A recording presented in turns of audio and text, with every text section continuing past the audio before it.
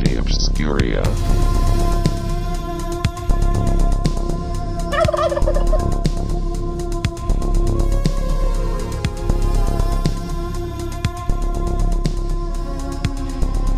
Welcome to Anthology Obscura. I'm Louie, and as always, I'm joined by Chris. Hello. And Sam. Hello, hello. And today we're going to be talking about the Amazing Stories episode, Thanksgiving. This is also our Thanksgiving episode, so there you go. Appropriate. Wild how that works. Wild how that works. Turkey almost like day. we planned it. It's almost like we planned it, and we were gonna cover something that involved turkeys, kind of, because this doesn't really involve turkeys specifically. Not specifically. Not too specific, but. Are you guys familiar with Amazing Stories? Sam, we'll start with you. Are you familiar with the show, or is this your first time watching Amazing Stories? So I think like I had not heard of it when I saw the title cover. I didn't recognize it. It wasn't probably until the intro music, the intro to the series started, that I was like, I might have watched a few of these episodes, but I'm seeing it brand new, so to speak, honestly. Yeah. If I did watch it, I vaguely remember watching it. Probably reruns more than likely, because this was on. Oh, of course. This was on heavy rotation on the Sci-Fi Channel back in the day. So, yes. Mm-hmm. What about you, Chris? How familiar are you with Amazing Stories? Not super duper familiar. Honestly, I watched more of that Apple TV reboot version. Yes. In 2020 than I remember of the original. But I remember Amazing Stories as the Steven Spielberg show. That's what everybody, if you know Amazing Stories, know it as, if nothing else. It's the Steven Spielberg anthology show. And I definitely remember it being on TV. Like you said, reruns and stuff, but it was never a show that I sought out to watch. In terms of anthology shows, we talk all the time about how we all watch whatever we watch, but this is one that I don't really think that I sought out ever. Yeah, technically, when it debuted, you guys weren't born. I was born, but I was a baby. So, right.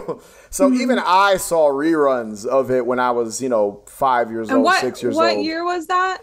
86. So the first season debuted in 86. So I was a baby, and It was something that I even think when I was young, when I was 3, and Sam, you weren't even born yet. I remember seeing it on TV, especially that intro. Obviously, the intro is always iconic in all of these old anthology television shows. But I remember seeing that intro specifically in certain episodes, but they had to have been reruns. There's no way that I was seeing them fresh when they aired, or I even have a memory.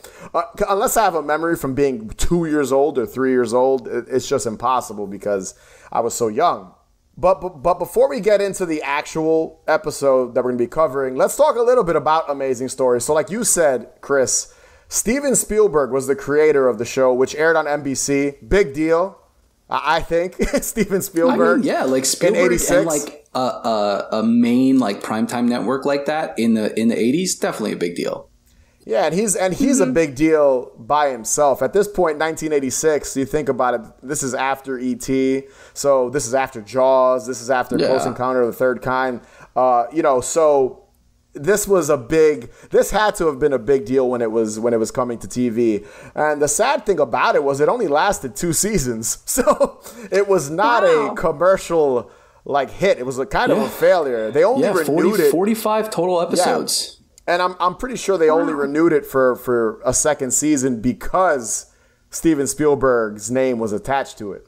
It actually won 5 Emmys as well. So it did well critically. Only 2 seasons. Right. You could say there's a lot of those critically acclaimed shows that never really made it far, but have Emmys and stuff. So that's one of those things that's weird, but not unheard of, Yeah, but again, when you think of something like this and his name is attached to it, you already know it's going to get some sort of recognition just because Steven Spielberg, even though to my knowledge, I don't think he directed any of the episodes. He directed one episode. Probably the pilot, the first episode, more than likely. I don't know which, but I was looking through the IMDb before, like who directed it, because there are like a shitload of like fairly well-known directors. Even the guy who directed the episode that we're going to talk about directed some pretty well-known stuff. But I mean, there's like some solid directors. Stuff too. Yeah, absolutely. Yeah. His name is Todd. I think it's Todd Holland. And he directed the Monster High movie that just came out this year. Funny enough, he also directed The Wizard. He probably directed The Wizard. Yeah, that would probably be the thing he's most known for. Known for. But another fun, like cool kind of fact about Amazing Stories is that Steven Spielberg licensed the name from an old science fiction magazine from the 20s. Yes. So he basically, you know, and I believe the old magazine, the format was anthology style.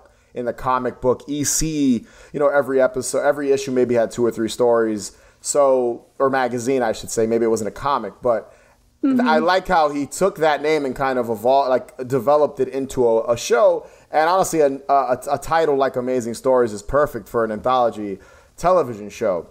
Yeah. Now, another cool thing about this, and it makes sense considering it's Steven Spielberg. John Williams composed the main title score, the main title sequence score, which was pretty epic. Like I said, I was like, if anything triggered me, it was that title, intro. I was like, oh, wait a minute, this sounds familiar. Yeah. And John Williams, I think anything he scores, anything he composes is pretty magical and epic. Come on, absolutely. Every Jaws, E.T., what a Star Wars, Superman, like he's composed so many, like Jurassic Park, like so many iconic scores. So I think that's why all of us resonate with, like specifically that title introduction, that opening title sequence, you know, is so memorable and we all remember it. It's nostalgic.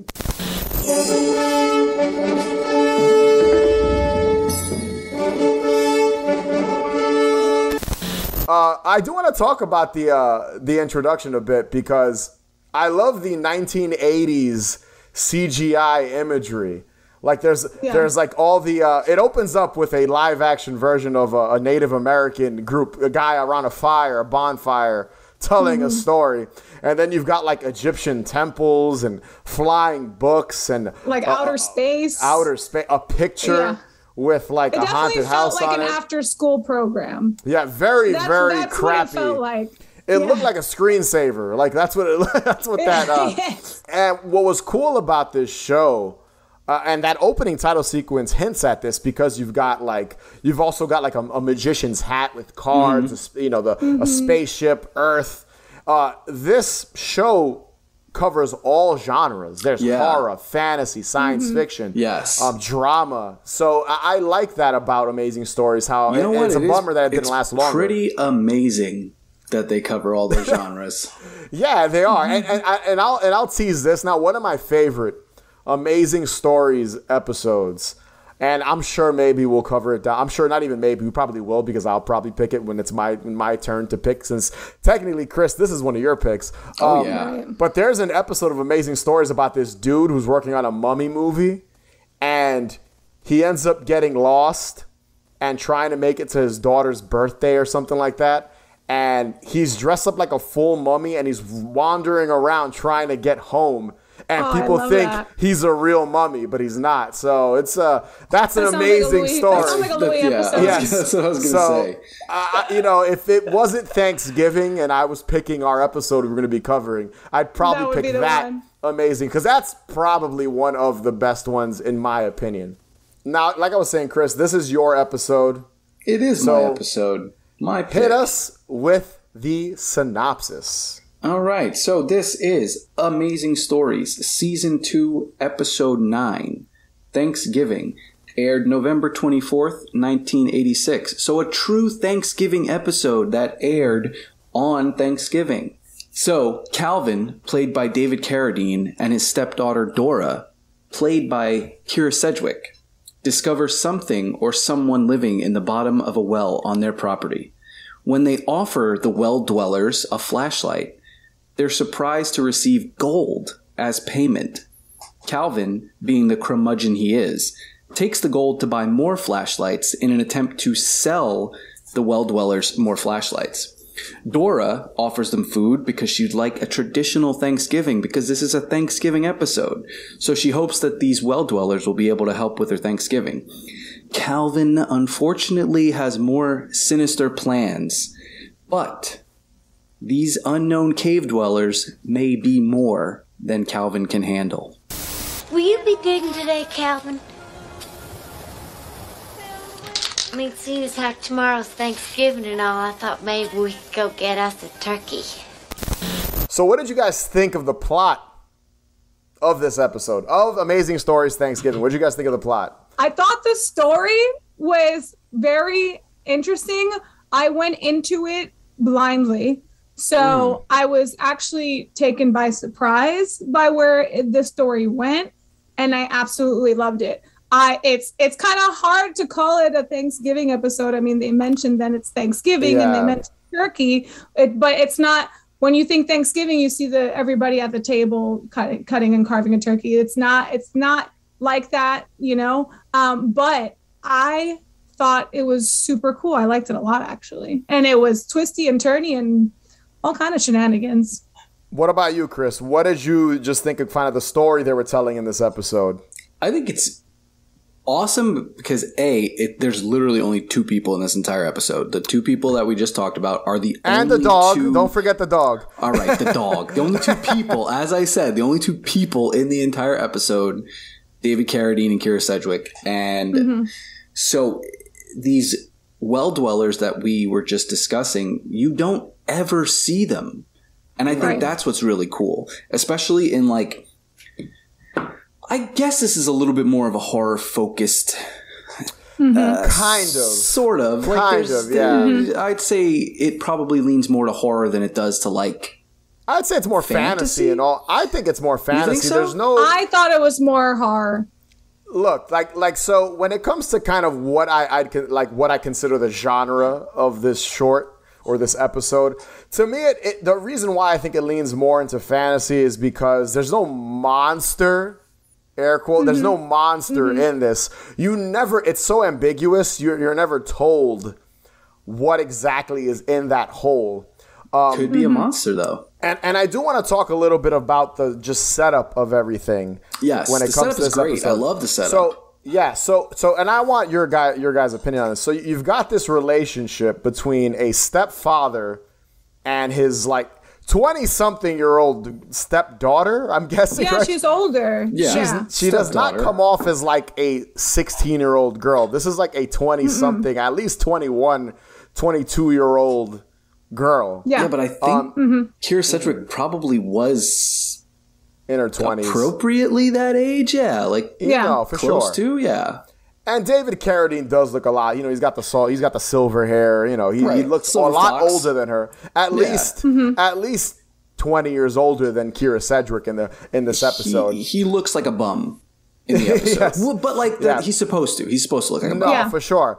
Now, what I do like about the setup too, and I was trying to figure it out because they don't obviously you've got, the episode's only about 25 minutes long. Right. But is it that, do they own a gas station that sort of has like not an amusement, but like a roadside attraction? Yeah. So the sign at the front of the house, at the front of the property says rocks, cactus, and bones.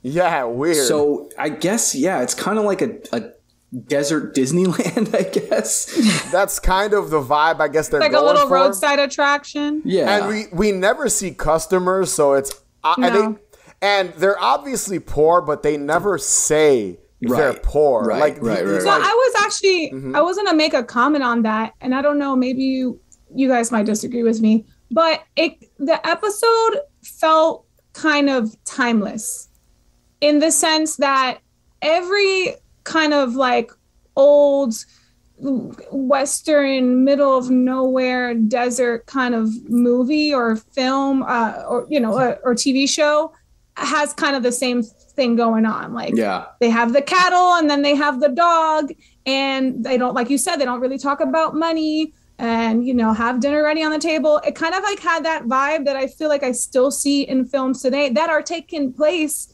in, today in 2022. Every like movie you see, like where you're going to the middle of fucking nowhere, it looks exactly like this. Yeah, you know what I mean? Mm-hmm. The blue jeans, they still wear the blue jeans and they still wear the cowboy boots. Like, for me, watching it, I didn't really feel like I was like in 1986. Yeah. Which was what I liked about one of the things I liked about the episode. Yeah, I agree. It's one of those situations that if you just stuck like a smartphone in her hand, it would have been 2022. I mean, to me, exactly. It felt like, for example, like the remake of The Hills Have Eyes from 2005. Mm-hmm. When they visit that gas station in the beginning, it kind of had that vibe, but also that same like visit the gas station thing happened in the 2009 Friday the 13th remake. So to that point, I get what you're saying. Like there's that aspect of like that place and that just being so out of touch with like exactly the city. You're out of the city now and you're they're in the middle of nowhere basically, right? Yes, but it still feels like something you can put that on in HQ and I wouldn't know, you know what I mean? Like I get what time there's no time like place. Reference to the time. Yes, I also think the fact that it's only the two of them helps with that too. Like it's only the two actors, so we never see any other interaction with anyone. It's basically two actors and a dog. And Kira Sedgwick, Dora, she's by herself. Most of this episode is David Carradine leaves. He leaves and comes. Basically, David Carradine, Calvin, he's in the beginning of the episode and then comes back towards the end. Towards the end. Middle portion, she's by herself for most of it. Yeah. So Calvin leaves to go to town to get more flash. I guess to take advantage of whoever or whatever is in this well, because that's his intention. He wants to take advantage of these people. Where Dora, like, she obviously is the nicer character here. She's the one you're supposed to root for. She's got a little bit more of best interest of these well dwellers in mind. Right. It's like a Cinderella story. Sort of. Kind of, like the evil stepdad and she wins at the end. Yeah. So, I mean, if you look at it that way. Instead of like wanting to find her true love or whatever, she just wants to have a Thanksgiving dinner. Yeah. That's basically all she wants. And I want to talk a little bit about this whole like situation with this hole in the ground and these hole dwellers or whatever the hell they're called. Hole people, as she calls them. Dear hole people. That's one of my favorite lines when she's writing them a letter. I was trying to think of another film or TV show or episode of something that reminds me of this. Because it is a pretty unique story, or even like an old story, which I'm sure there is something out there that's reminiscent of this. The only thing that came to mind to me was The Gate from the 80s, the horror film The Gate, where, a little boy finds a hole to hell in his backyard, and demons come out of it and wreak all kinds of havoc and stuff like that. Or The Hole, which came out, I think, in the earlier mid-2000s. I think that was directed by Joe Dante. I might be wrong, but I'm pretty sure it was. And that's a similar kind of just plot where there's this hole and we don't know what's in the hole. And with this episode, I think that's its strongest kind of attribute is the fact that we never see what's in the hole. It's literally talk about that. Just letters. What do you think they are? Like if you had to make a guess, what would you say they are? Would you say that they're more related? Like, what did you glean from it? So to me, it's funny. I was picturing very small people, like tiny, like foot tall, but people, people, like little, like blue people or green people, so like or something like that. Something of Earth, right? Like people. No, not of Earth. I figured it'd be like, because it could be one of two things. It's obviously ambiguous, and I'm sure in the script and whoever wrote it, they probably didn't think that far ahead. More than likely, it was just like we're gonna keep it mysterious and ambiguous and not tell people what this is. But to me, in my mind, if I was making up, if I was kind of elaborating on the script and making it bigger and writing more, and maybe one of those creatures come out, because if this was a feature-length movie, one of the creatures would have come out of that hole. There's the fun one that they make into the toys. Yeah, for sure. Right. But I thought it was just like small, like green, like tribes people or something like that. All right. See, I gleamed... Or another dimension. I gleamed more of like... And I guess within the constraints of the 26-minute episode, they have to work with what they have. But I got like mole people, but of the I didn't think of that. Human-esque variety. Yeah. Human-esque, subhuman, especially because like in the notes that they write back to Dora, they use words like scholar, which are like earthbound words. Like those are words that are made up on Earth. So, and again, like this is all postulating. But she gave them a dictionary. Right. Because they don't speak English. Yeah. Right. So she gave them a dictionary. Not that makes sense. Yeah. Well, they learn. They're smart. They're advanced enough that they learned, because they talk about their crude understanding a lot in their notes. And so I got more of like mole people, earthbound mole people, not like hell or space aliens or anything like that. It wasn't like little demons with pitchforks weren't living down there. Yeah. I get what you're saying. What about you, Sam? What do you think they look like, or what do you think they are? These whole people. the whole dwellers. I think that. Okay, so actually going into it, I like immediately haven't had in the beginning an image of like what I thought it was, and maybe I'm thinking too much into this. But it being a Thanksgiving episode, I was like, well, maybe these are like ancestral, like indigenous people, and that's they're what just I pictured. living. Yeah. That in the beginning, that I was like, well, they're living in this hole, and this is like, I don't know. But then when the whole like the topic of food came up, you know what I mean? I mean, maybe they were surviving off of rats, but then that kind of changed. I'm like, well, they're able to survive without food because they're so like intrigued by this food, and they're figuring out what these things are. So then my image, my idea started kind of changing, and I was like kind of more leaning towards what Louis was saying. I just thought it was like a hybrid of like kind of like what you said, like anything that would live underground, like a mole and a person, just something like more of that nature. Based, right? More human based, right? More human based, but I feel like that idea, the whole like ancestral, like we don't know what part of the world this is, right. I don't know, that was initially my thought on it. I think that's definitely, especially if you know that it's Thanksgiving and nothing else, that is going to be where you go first. Well, the whole dwellers, whole people don't know what Thanksgiving is, right? And to Sammy's point there, they obviously either they don't eat food or don't know what food is, because she's sending them ham and chicken and stuff like that, and they're eating their it. Scholars have determined, and they're enjoying what their notes say, and they're enjoying it. Because when Calvin sends down the flashlights, they don't like it. They send it back up. Yeah. So because they tried to eat it, obviously, because it comes up all messed up. But they realize, oh, this isn't food. Send more of what you previously sent me, because they don't know who's sending down this stuff. They just assume it's someone from above, who's writing them these letters, but also and all that. It plays to the. And, we're not going to get into this topic because it's its own topic, but it plays into the traditional story of Thanksgiving, that Thanksgiving was an exchange between the Native Americans and the Pilgrims. Exactly. Right? There was an exchange of goods. So this plays into that story in a warped way, but very similar. Like there was an exchange of like, you don't have this, so we'll give you this for exchange for this. And I do like how they were giving, like originally when they sent down the flashlight, the first flashlight, the single box flashlight or whatever that was, they got gold back, and that got Calvin. Calvin was all excited and hyped because he got a piece of gold. Turning.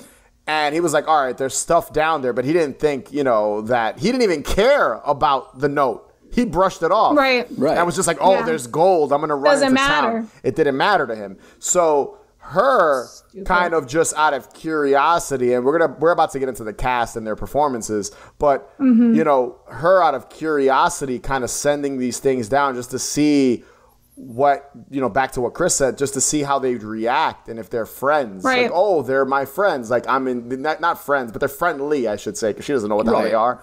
You know, friendly, sending down the ham, sending down all these things. Right. And then so sending her gold and jewel. Because they were sending her what? It's like gold just the first time. It's jewels and stuff to sell. Like, they're matching her niceness, essentially. Yes. They're matching what she's putting out, you know? Using your crude code book, our scholars have determined this food to be ham. Very tasty. Payment enclosed. What else do you have? And with that being said, let's go into the cast and let's go into like Kira Sedgwick, Dora's performance. And she's very like cute, kind of dumb, but like in a backwoods hickish. Right. Just harmless. Harmless. Like a frumpy, harmless hit. Sheltered. Very sheltered. She seems like she ain't got no friends. She just wants to not play very guitar. Educated, I guess. Is the no, she likes to sing a lot. Right. She's you know, she's just like so. It's just so sweet. Like she's really even good like in this. When she's writing her note to them, she like had to correct herself because she called them one thing, and then she's like, no, whole people. Yeah. I'm sorry if I might have offended you by what I called you. And then she's like, oh, maybe they don't know English. Let me throw an old ass dictionary down there. Yeah. Which again makes no sense. But I actually like out loud was like, oh, like she's so sweet and so harmless and just genuinely just wants to know what's down there. You know me, I'm really, really I guess critical when it comes to like the acting in most of these series, and unfortunately it is because it's, you know, made for TV and most of them are in the 80s and 90s. But I actually thought it wasn't that bad. It was overacted, but it worked. But it's Kira Sedgwick and David Carradine. Like it's you know, two actors that are great. I loved it. Stuff prior and after this. Right. So you exactly. Know, I think And she's always basically, she's kind of the heart of the episode because he's playing a stereotypical like douchey stepfather, basically. Like drunk. Yeah. He's great though. He's great. He's awesome. Yeah. He plays it. He's just a dick, basically, telling her to make him dinner. He treats her like trash. He's really greedy. At one point, God, the spray paint on the calendar? He like completely knocks her wanting to celebrate. Yeah, he completely knocks her wanting to celebrate Thanksgiving. You know, he even puts her down. That one scene towards the end when he wants to go down, and we're not going to get to that just yet. I was just going to say basically he's very rude and mean to her. Rude, like he deserved what was coming to him. Yes. And he puts her down and compares her to her mother who's dead, right? He basically is like, just like your mother. Like, you're not going to amount to anything, or you're not going to amount to nothing. You'll never be Loretta Lynn. Yeah, so it's really kind of, and obviously, you know, I'm sure he was in love with Calvin was in love with her mother, and maybe, you know, since she's not around, she's a damaged man. Yeah, she's a substitute, but you shouldn't treat her that way because she's so, you know, she's a good human being, and he's a shitty one. I mean, he clearly has a lot of resentment for her based on the circumstances that he is in, and feels like, you know, maybe she's a part of that circumstance. Yeah. She's why. Yeah, and both performances are really good. Oh yeah, they're awesome. There's a couple of really good, like, little kind of character moments I really like. Like, I love the fact that she gift wraps the raw chickens. Like, yes. she puts bows on them and stuff. Ribbons in them. Ribbons, yeah. It's so funny. And then I love she's really sweet and cute about everything. Like that's what I liked about her. Really adorable. I like the one line Dora she has. Is like such a unassuming name. Bumpkin. Yeah. Which is what she kind of is. That's right, absolutely. Kira Sedgwick is playing that up. Whatever direction she got, that they told her to act that way. Yeah. One of my favorite lines is when they're looking at the original, like the first note from the Whole People. It basically, she compares it to, she goes, it's like National Geographic. Like, that was such a great line. So yeah, so good. And I just like the whole performance. I don't think either one of them are wooden or hamming it up. It's all just a great, just great performance all around. Calvin, you gonna be sending down those flashlights? Make me some dinner. Well, Calvin, I think them whole people would much rather have Dinner. Fix me some dinner. All right, so let's dive into the ending of Amazing Stories Thanksgiving. Chris. All right. What happens at the end of this episode? So this is where and why I say that it leans a little bit more into horror. So Calvin, being the curmudgeon that he is, decides he's going to take advantage of these people. And he sends them the flashlights and they send back nothing. And they say, we don't want flashlights, we want food. And Calvin's like, you know what? Screw this. I'm going down there and I'm taking what I want, regardless of these people. So Calvin gets dressed up in his best military fatigues, tactical gear, and like, gets his gun and tells Dora to lower him into the well. And we don't see Calvin. He's gone. He's down in the bottom of the well. And then a few minutes later, Calvin in his tactical gear reappears. However, it is not Calvin. It is just his tactical gear loaded with coins. Calvin has been eaten. There is a note from the whole people saying that they enjoyed the turkey. And what else do you have?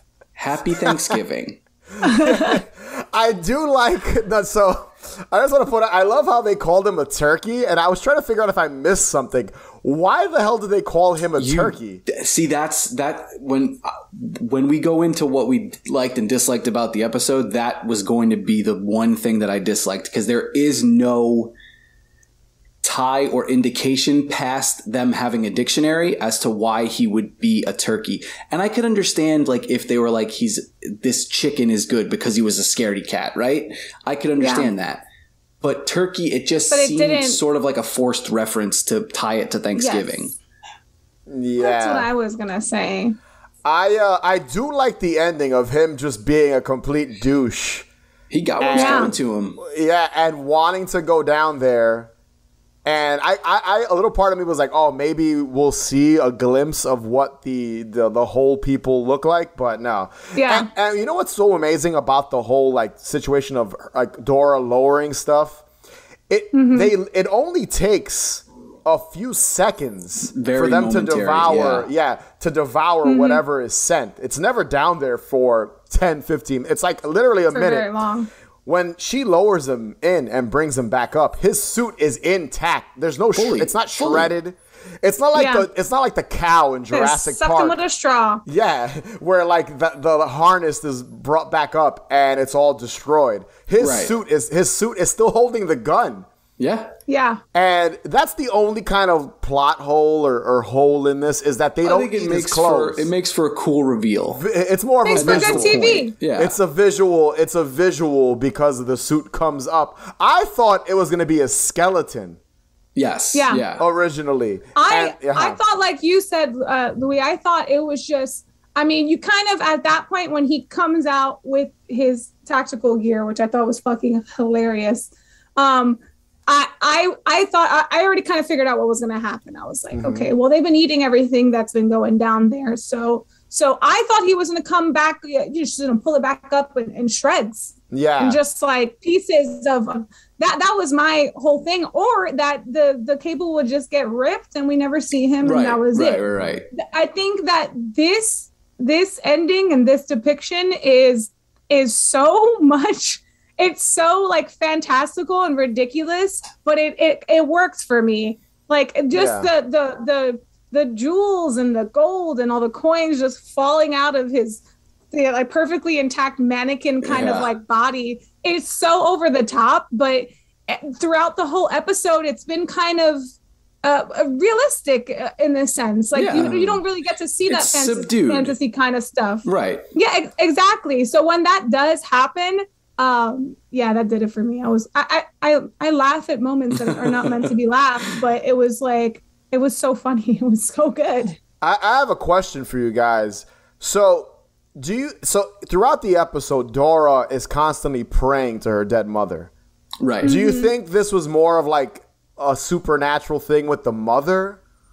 Or was it actually whole people that were down there and they're the ones eating? Because when at one point, I don't know if you guys caught on to this, and this is towards the beginning. Now, I know we're veering away from the end because we're focusing on the ending of the episode, but when she's initially talking about, like, oh, I forget the exact line, but she's praying to her mom, you see like these, like the windmills hit these, like, are turning. Yeah, there's like these little faces and stuff, like these little structures on metal. Do you think it's actually whole people, or is this some like weird like revenge plot from her dead mother from beyond the grave? Like, what do you guys think? I'm just curious, or maybe I'm reading too much into it. No, I think it's a combination of the two. Okay. The thing is, like, it really depends on, you know, the viewer, right? Like, I don't believe in any of that stuff, so I'm not going to say that it's her mom helping her out. You know, I think it might. But that first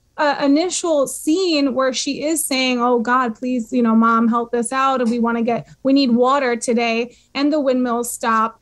I think it's kind of just showing you that, yeah, maybe her mom is giving the whole people that push that they need. And you have to also, like, kind of keep in mind, it is, I guess, coincidental, but they have implied that they've been digging this out for a long time. Yeah, trying to find water. Like, it's a dry just trying to find water, and because she says it, she's like, I'm sick of digging this damn hole. I'm sick of hauling dirt. Literally, like, that's her line. So it's been a long time coming. So maybe this was just the one day that they finally hit.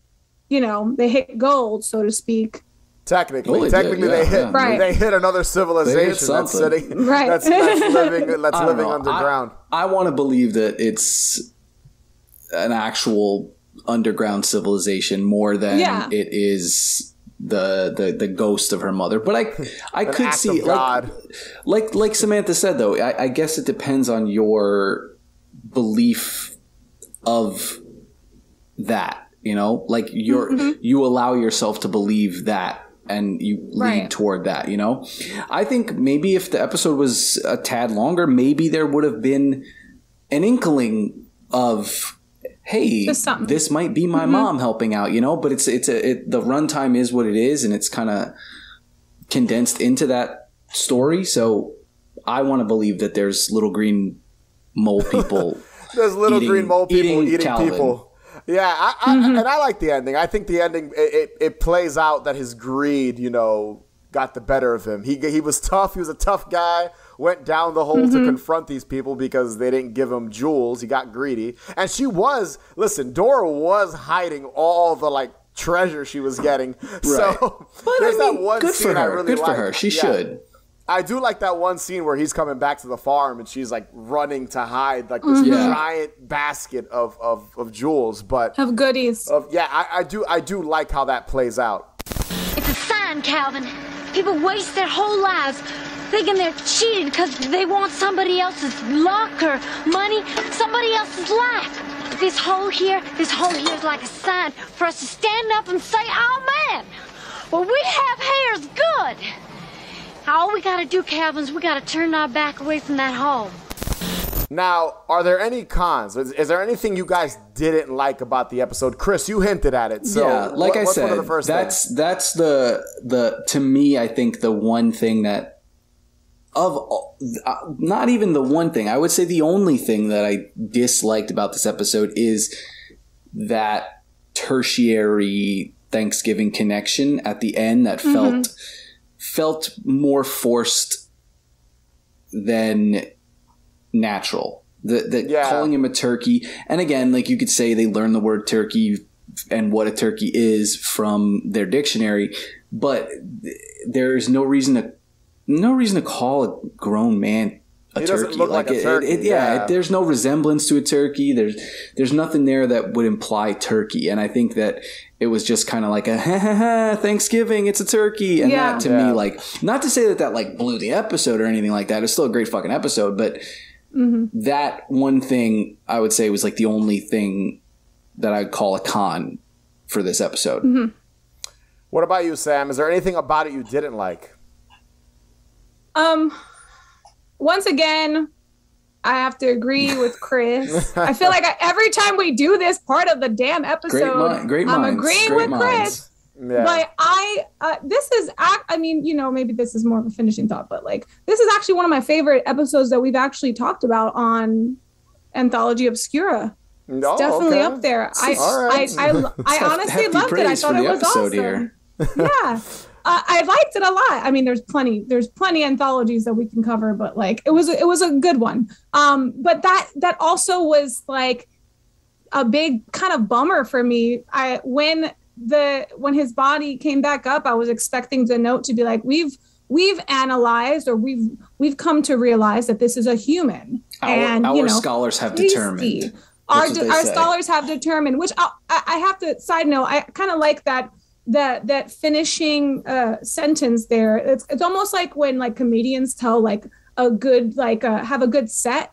They have that. They start off with that one line and then they revisit it kind of at the end. They did the same thing in this episode where every note that they received said, "What else do you have? Right. Like, what else you got? You got anything better?" And at the very end, she reads this note and it's like, "Oh yeah, well, this is a turkey. What else you got? Tasty, delicious." Yeah. But I actually hated that. I hated that. I was like, if you could figure out that them two things were a chicken and that one little sliver slice was a piece of ham, you didn't even get the whole hog. Yeah. How the hell you determined that this was a fucking turkey? You got a single ham steak. A single ham steak. A grown man in tactical gear holding a shotgun, and they thought he was a turkey. I will forever wonder, writing wise, what was your reasoning for this? Give me a good reason besides the fact that it's Thanksgiving. Chris is probably right. I think that's what it is, to kind of like tie it in the only way that they can, because like the episode's called Thanksgiving. She talks about Thanksgiving. Right. It's like, oh hey, turkey on Thanksgiving. So to me, that felt kind of cheap. What about you?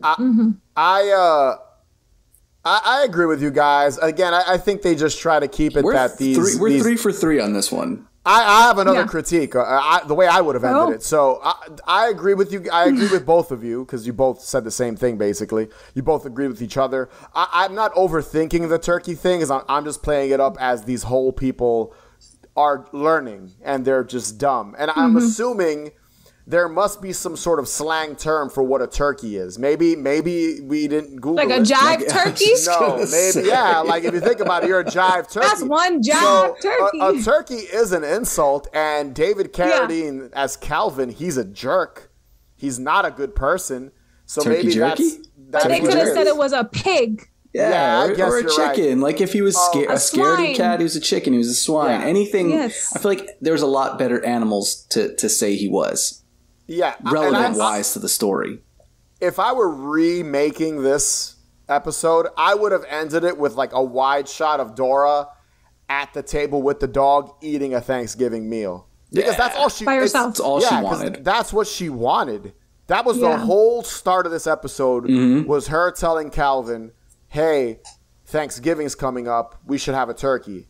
Yeah. And then it ends with him being the turkey to these mole people. They eat him. So, like, I feel like it should have ended with her finally getting that with the dog. And that's it. One shot at the very end, and it would have tied it into the holiday a little better. Actually, I didn't even think of that, but I like that. I like that. Because in peace.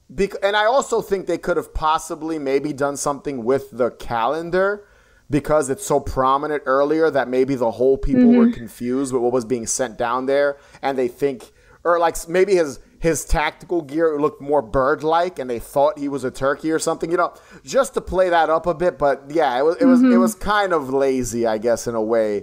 Yeah, for them to come up with that to tie it all into the holiday. But it works. And again, I'm about 90% sure turkey means it's some sort of insult, and that's why the civilization underground called him that. So it probably makes sense. We're just not familiar with like Samantha said, jive turkey. You're a jive turkey. That's not a good. That's the only thing I can think of. And it's 1986. People aren't using those terms anymore. That's like a 70s thing. A stupid, foolish, or inept person. There you go.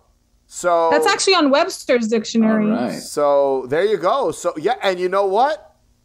Dictionary. They got it. Look, we figured it out. That's what I said. I said like it makes sense in the sense of like they got it from the dictionary. I just think that it could have been a different animal. Well, it should have been. He was foolish, and he was an idiot. But there's other things that there's other things that represent greed, and there's other things that represent just an asshole. Right. I just feel like it just didn't. There's nothing about a human being that's like turkey. Yeah. No, there really isn't. But if they're going by the dictionary, so that's the definition, not the animal. They read the other the insult version of turkey. So it does make sense now that we confirmed what turkey means in the dictionary, or as one of the meanings of now the what word happens turkey. Though when you put the word jive in front of it? I have no idea. I also want to know what would have happened if she actually sent the turkey down there afterwards. They would have been like, oh shit, that guy was not a turkey. We were wrong. We just ate a spit human. Him back up. So I do like that. And listen, I'll give it credit. It did tie into the holiday. Yeah, but you know what? Outside of that little gripe, I think it was a great episode. Yeah. That one, again, I'm telling you, one last shot of her having a turkey dinner would have been awesome. Would have been cool. Would have been awesome. It would have tied everything together with a nice bow on it. So I would have even liked her just sitting next to the hole, eating some cranberry sauce and sending them actual turkey. That again, it would have played into what I just said. Singing with her guitar. He ripped the strings. Calvin ripped the strings. He ripped the strings off. David Carradine was good in this. He was he was so good in this episode. So. Spraying the rocks in the beginning. That's hilarious. This is good stuff. So Chris, what are your closing thoughts on Amazing Stories Thanksgiving?